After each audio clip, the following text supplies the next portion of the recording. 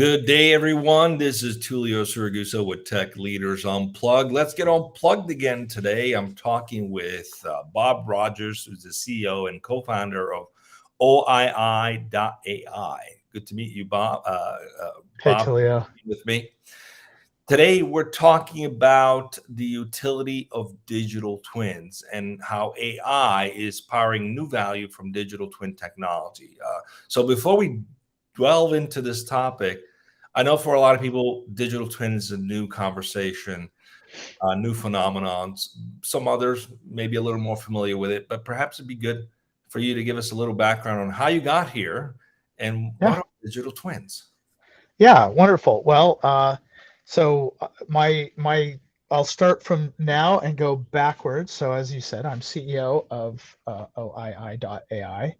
And prior to Oii, I have been expert in residence for AI at the University of California, San Francisco, where I led a team of data scientists who created the world's first FDA-cleared AI on an X-ray device.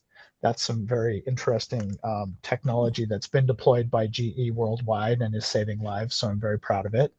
I'm also a member of the board of advisors of the Harvard Institute of Applied Computational Science. And prior to all of that, I was chief data scientist at Intel, where I led Intel's partner ecosystem for analytics and AI. So worked with companies like Oracle, SAP, Microsoft, IBM, helping them build their technology to most effectively use Intel processors, but also bringing in the needs and desires of these analytical and AI companies into the optimization of the Intel hardware. So that was a kind of an exciting role. Prior to that, I was co-founder and chief scientist at Apixio, which is a healthcare AI company that was acquired by Centene in 2020. There was a little middle period where I ran a quantitative futures hedge fund for 12 years that I co-founded. I don't usually talk about that in this kind of context, but actually we used digital twins extensively during that work. So there's something to be said there. And then the beginning of my career, I have a PhD in physics. And for my PhD and postdoc work, I did work on digital twins of supermassive black holes in other galaxies. So Fascinating. All right, so we're speaking to a rocket scientist, and also one of the luminaries of AI. So, okay, so you got your early start of doing these digital twin for, yep, for space, basically. yep. Mm-hmm. But your path took you down the AI path, so it's all coming Yep, together. I mean, you could have exactly. applied your expertise of AI towards anything. Why did you pick digital twins? What's unique about it, and what's the opportunity as it Yeah. the market? So, I mean, so just first to frame up, when I say digital twin, what I'm really talking about is a simulation of a complex system. So a computer simulation that can express the behavior of something very complex that we might need to understand what would happen if this thing happened or this thing happened. And so way back in the early days, what I was looking at is when you look in space, you see objects that are in other galaxies that are just sparkling and crackling with X-rays and gamma rays. It's crazy. And you think, well, okay, I'm seeing something very specific. What could possibly be causing that? We had some theories that material was falling in, being pulled and squeezed right at the event horizon of the black hole, and then shooting out a tube of tightly wound magnetic field. I simulated those conditions, and I was able to actually infer very specific pieces of information about the supermassive black holes that were creating these X-rays and gamma rays that we observed. So the sort of the theme there is that whole X-ray, that whole thing of material falling into a black hole is very, very complex. I can't just sit down and figure out exactly what's going to happen with pencil and paper. But if I put a very sophisticated simulation of what would happen if this material fell in and this and that and the other thing, I start to get a very nice view of what it would look like. And then I can match that to what I'm observing, and I can infer something. So if you now, to really answer your question, so the beauty of the digital twin is that it helps you really get a handle on, for any complex system where you really can't predict everything up front, what would happen if? And that became a very, very powerful tool as my career evolved. So when I ran my hedge fund, we did a lot of simulations of the kinds of risks and ways things could play out in the market to understand how where we needed to protect ourselves. We're making bets on how things are going to play out in the market, and it gets very complex again. And if you don't have a way to simulate what are the different ways things could go wrong, you don't have a good risk management strategy. And so in the trading world, if you aren't managing risk, you're really not doing anything. And so I just continued to see how important it is to be able to predict how something complex is going to behave. So if we fast forward to today with OII.ai, we are an AI powered digital twin solution to optimize the design of supply chains. Hmm. So how does that fit into what I was talking about before? Well, if a company is making a number of products in a factory and those products need to be distributed all over the world to many different customers with many different needs, then that becomes a set of connected networks. So there's product A is going from the factory to a distribution center. From there, it's two more distribution centers. Each of those goes to three, and then eventually through logistics, it gets to the customer. Well, that's one part of the supply chain. But then there's another product that's using those same trade routes, those same warehouses, those same factories. So really, you have a coupled set of distribution networks that all connect together. You can't have too much stuff going into a distribution center because the warehouse will get full. You can't ask the factory to make too much stuff because you'll run out of capacity. You can't have too much stuff in inventory because you'll start to have discards. So this supply chain is this very, very complex beast once you put all the pieces All together. right, so let's unpack that a little bit, Bob. Yeah, How is that managed today versus how it could be managed in a digital twin environment where you have the ability to yeah, simulate, optimize, and essentially it's a safe space to play around and break things and figure out how to make it better. How's that done exactly. today? How do they manage that today? And how big of a disruption is it moving in this other direction? What impact Yeah, does it have? it's a huge impact. So what happens today is you'll have some supply chain management software that basically has some parameters set. So the parameters are things like what's going to cause me to reorder. So imagine you're in a distribution center and you've been fulfilling orders from the distribution centers downstream from you. There are some parameters that tell you when to order more product, how much inventory to hold, how much to order, and some of the other characteristics of how you're managing your particular view of the world. Now that's compounded over all the distribution centers and all the connection links and all the different products. And so the way that's done today is literally you set some parameters by hand into the supply chain management system. And very importantly, one of the pieces of information is the lead times in your network. So if I need to figure out how to get product to a customer within, let's say, 2 months, I need to know that this leg typically takes a month. This leg here takes 2 weeks. And furthermore, I should know how much variability there is in that. Is it really a month or is it 3 weeks to 6 weeks? And what happens today is that the lead time gets put into a fixed system. It's actually typically the ERP system, which then feeds the information to the supply chain management software. But those parameters stay fixed forevermore. And so typically when we go into a customer, we've seen that they set those parameters 3 years ago, and both the lead times that they're using, but also the parameters that control how inventory should flow through the system to achieve their objectives are completely out of whack. Right. And So, I mean, so you said it 3 it's a years fixed ago. system, basically. It doesn't take into account market changes, demand changes, supply issues, all the things that come together. So Exactly. today, how's that optimized? Manually? I mean, it's kind of Manually, sometimes we get react, literally, right? you put planners put their finger in the air and say, "Oh, well, I think we should have this Looks like much, this. replenish on. This is the safety stock. This is how we should replenish." And then sometimes they put too much pressure on the factory, and the factory says, "Hey, hey, hey, you're ordering too frequently. You got to slow that down." And then they fix it. Then it's just sort of sloshing back and forth Mm. through the entire factory distribution network.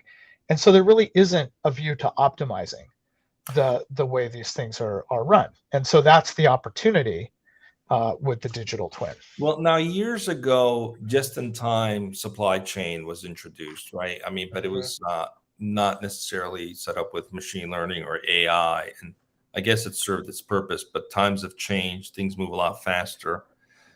What is the intrinsic value? I mean, it's the ability to simulate and do things, but can you also do predictive Yes, and that's where the things AI with it? comes in. Okay, and then what about So those predictions? How do you make? Does that trigger automatic changes, or is there still a human component to validating it? How does that come? yeah, a fantastic question. So you'll see if you look online about things that I've written or talked about in the past on AI, I often like to think of AI as augmented intelligence rather than artificial intelligence. Mhm. Put I've heard that put before. Yeah, put tools in front of people. Make the AI do the parts that people are bad at, and then let the people do the parts they're good at. Sometimes there's a piece of knowledge that a human will know that the system doesn't. But to go back to the sort of overall thing, so the predictive part, if you think about what a digital twin is good for, you can put any conditions into a digital twin. What if this happened? What if demand went up 10% next month? What if my lead time from Shanghai went from 30 days to 90 days because of a backup at the port, right? I can put those into the digital twin and see what the effect will be broadly. So, what's the impact on my ability to serve my customers?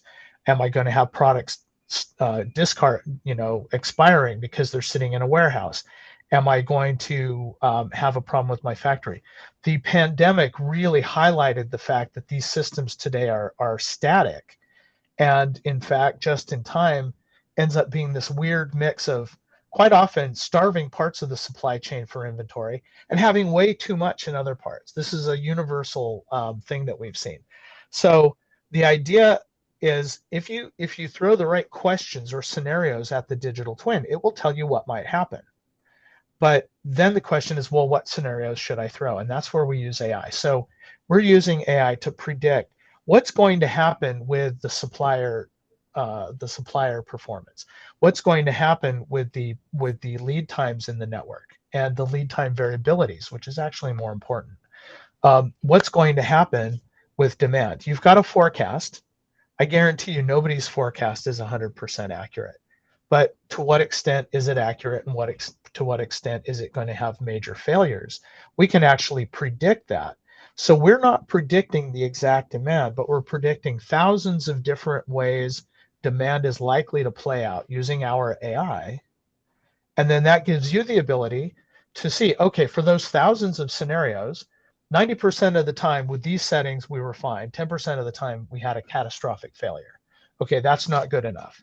So now we're going to need to tune our parameters to come up with a strategy that's going to give us good economic performance, get the product to the customer consistently, but also not have any of these major failures. And so then, the nice thing is you don't have to do that tuning by hand. Our system can automate the optimization of the whole process. So you say, what's important to me is not putting too much pressure on the factory and reducing my inventory by 50 million. Well, the system will come up with a set of parameters to change from where you are today to what you need to be, these specific parameters. And to achieve those objectives, it will tell you where the cost trade-offs are. In fact, even cost trade-offs for carbon, because you change your supply chain, it's going to change what kind of transport and what are the carbon outputs of those transports. So it gives you those optimizations.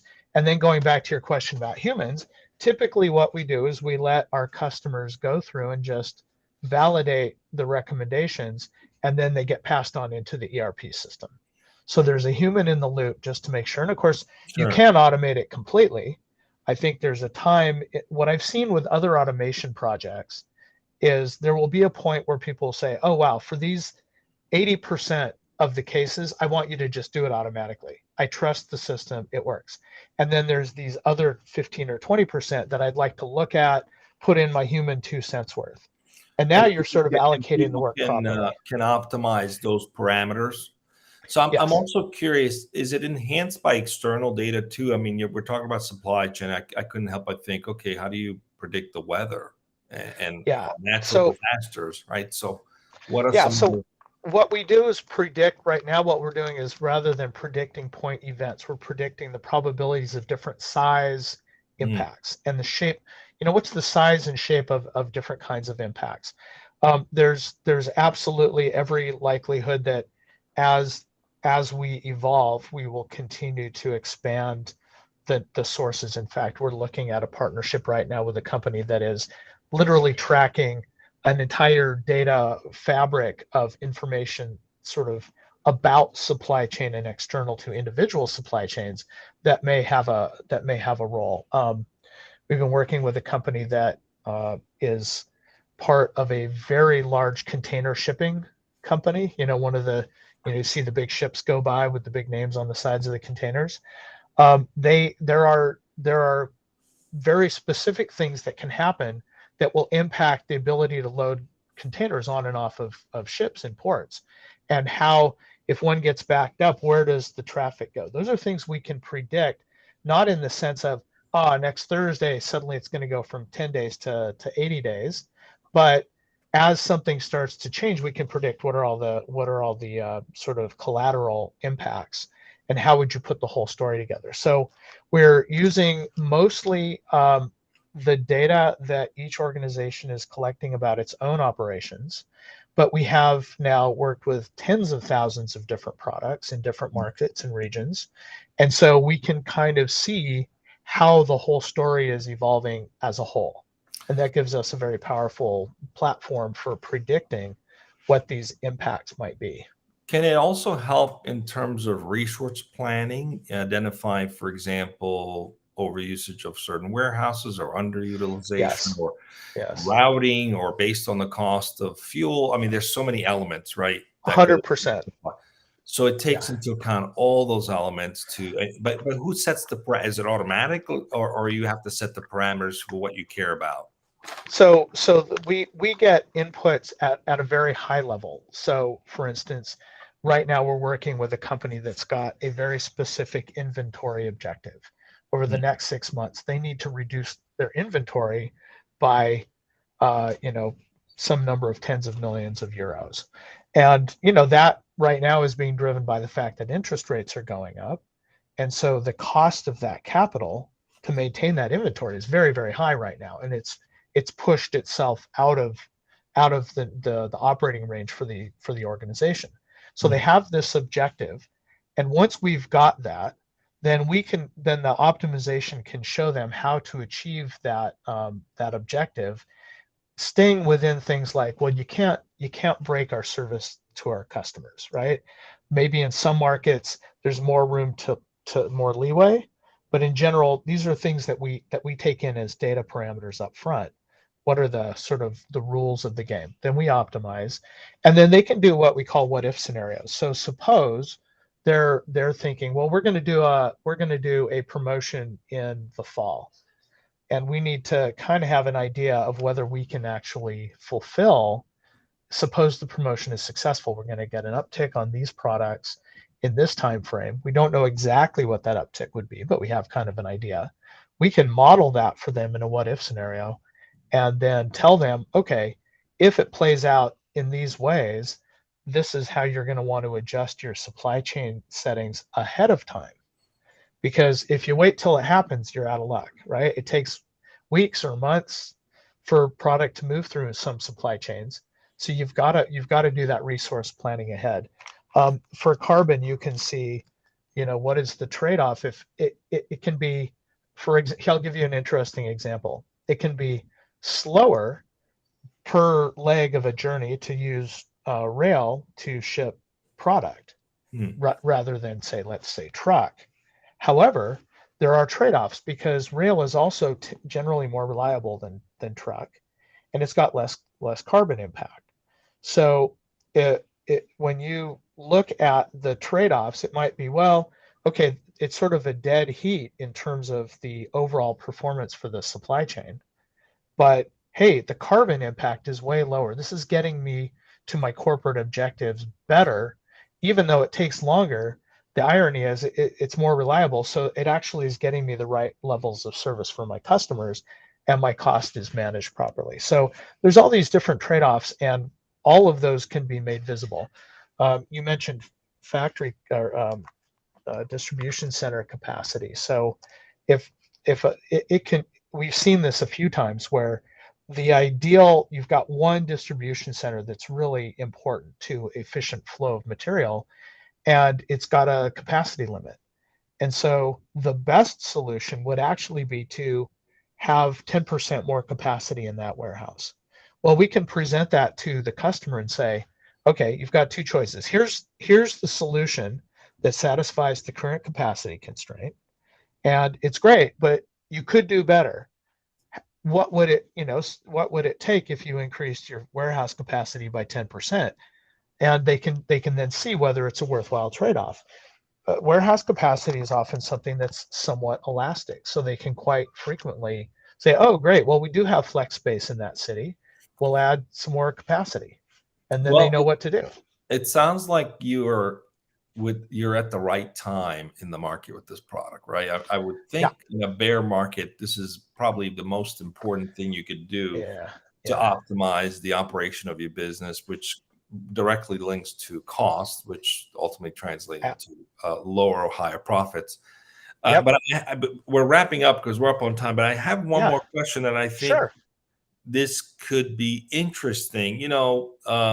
Years ago, I think it's maybe at least 30 years ago, Peppers and Rogers started this whole movement about one-to-one, relationships with clients and personalization and customization. And we've seen tremendous growth in personalization engines, AI related engines for that. But this seems like if applied correctly, you actually could get to an ability to do personalization and Mhm. customizations a lot easier because Yeah, it's managed by machines that can optimize and figure out how to best support that. Are you seeing any thoughts around that? As yeah, you know, because sometimes you get technology that comes out and all of a sudden you realize, oh, maybe that's possible now. Are yeah. conversations happening around that? It's a really interesting point, and what we've you're absolutely right that taking the tuning out of the hands of individuals who are going back once every 6 months or year, or I mean, we've seen it as far as 5 years back. That's a painful process, and the people who are doing it don't necessarily have a global view. When you want to optimize a system, you want to see the whole system. The people who are putting in the parameters tend to have a very local myopic view of the supply chain. So just from the point of view of managing that next level of complexity, this kind of technology absolutely makes sense. And actually, to your point about customization, we're talking to a large medical product supplier who has um, their product. Each product line has many, many, many different little variations to adapt to each individual, sort of prescription. And so they need to figure out, how do we automatically and proactively route the right sets of those variations to all the different local distribution centers, Hmm. because traditional methods either result in way too much inventory that never gets used until it expires, or we're constantly direct shipping. And the problem with that is not only is it expensive, but it actually also causes a delay and causes us to have erosion in our sales, because if there's a delay, our competitor might get in there and take the business. So that is a kind of customization where each local segment of the market really needs its own tuned inventory policy, and you just can't do that with humans. Yeah, I mean, it's interesting. You're speaking about pharmaceutical in particular. I can see where this kind of technology could eventually enable manufacturers to personalize even medicine, based on people's Yeah, allergies or what have you. There could be a nuance that's specific to that particular yeah, patient. So it's very exciting what can be done in terms of yeah, leveling up the service, managing resources better, and the simulation optimization technology is really key. So yeah. just stay with me as we go off the air. It's been great speaking with you. Wish you a lot of My success. pleasure. Sounds like anyone who has any ERP system or supply chain system in manufacturing should probably jump on this pretty quickly. Seems like a great opportunity. Stay with me as Thank we you. go off the air in just a second. I want to announce what we got coming up next week. We're done for this week. We had 3 guests, which is exciting. And next week, we're going to have Tony Sumster, is the CEO at Worksoft. And on Wednesday, we're going to have Prashant Sarodi, who's the SVP of Automation at LPL Financial. Thursday, we're going to have Amanda Blevins, who's VP and CTO of VMware. And Friday, Piyush Malik, who's CTO of Veridic. So come join me next week, 9:30 a.m. Pacific. We're going to have 4 great guests that we're going to dig in and learn some new things and see how these leaders are disrupting the technology space, or basically leading and shaping the technology space. So it's been great to have you with me today. Thanks again for joining us. Thank you. Have a great rest of your day.